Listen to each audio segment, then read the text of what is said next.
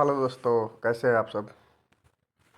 आज हम बात करेंगे, अगर दो लाइन पैरेलल हो, है ना, दो लाइन पैरेलल हो और एक तिरछी लाइन ट्रांसवर्स करे, उसको क्रॉस करे, तो उसको हम बोलते हैं ट्रांसवर्स लाइन। तो दो पैरेलल लाइन को जब एक ट्रांसवर्स लाइन इंटरसेक्ट करे तो डिफरेंट डिफरेंट तरह के एंगल बनता है ना, जैसे कॉरस्पॉन्डिंग एंगल, अल्टरनेट एंगल, कोई इंटीरियर एंगल। इन एंगलों को हम कैसे आइडेंटिफाई करेंगे, इसी का हम डिस्कस करेंगे आज। तो जैसे मान लीजिए दो लाइन है ए और डी, है ना, ये दोनों पैरेलल लाइन है और इसको इंटरसेक्ट कर रहा है लाइन एल, पॉइंट पी और पॉइंट क्यू पे। तो डिफरेंट डिफरेंट एंगल यहाँ पे बन रहा है, 1 2 3 4 5 6 7 8। तो दो पैरेलल लाइन के बीच जो भी एंगल बनेगा उसी को इंटीरियर एंगल बोलेंगे सबसे पहले। तो इसमें संगत कोण जो बनेगा, जिसको कॉरस्पॉन्डिंग एंगल भी बोलते हैं, वो एंगल 1 और एंगल 6 कॉरस्पॉन्डिंग एंगल होगा। उस तरीके से 4 और 8 भी कॉरस्पॉन्डिंग एंगल होगा।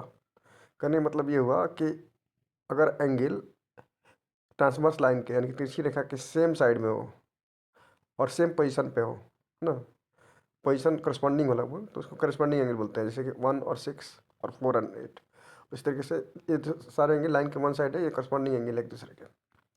उसी तरीके से 2 और 5 एक दूसरे के करस्पॉन्डिंग एंगल है और 3 और 7 भी एक दूसरे के करस्पॉन्डिंग एंगल है। तो करस्पॉन्डिंग एंगल आपस में बराबर होता है, इक्वल होंगे। उसी तरीके से अल्टरनेट एंगल की बात करें, जिसको हम एकांतर कोण भी बोलते हैं, तो एंगल 3 और एंगल 6 ये एकांतर कोण हुए। ये तिरछी रेखा के अपोजिट साइड में बनेंगे और बराबर होंगे।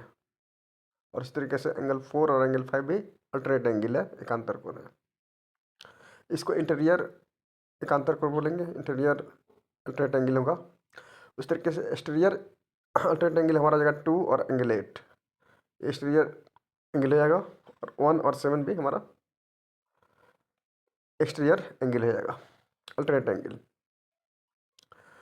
अब हम बात करें अगर हम, तो आप समझ गए कि संगत कोण किसे कहेंगे और एकांतर कोण किसे कहेंगे। एकांतर कोण का ये वैल्यू बराबर होता है।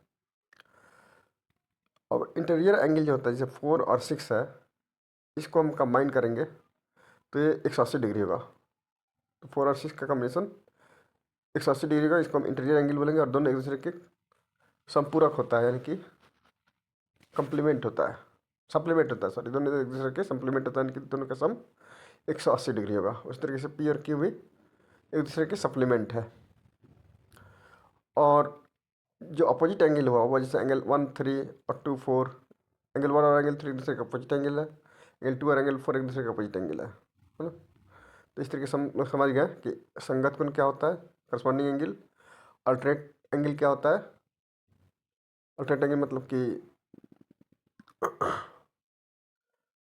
अल्टरनेट एंगल एकांतर कोण क्या होता है ये समझ गए। को लीनियर को इंटीरियर एंगल क्या होता है ये समझ गए, है ना। इंटीरियर और एक्सटीरियर एकांतर कोण समझ गए, ठीक है। थैंक यू दोस्तों।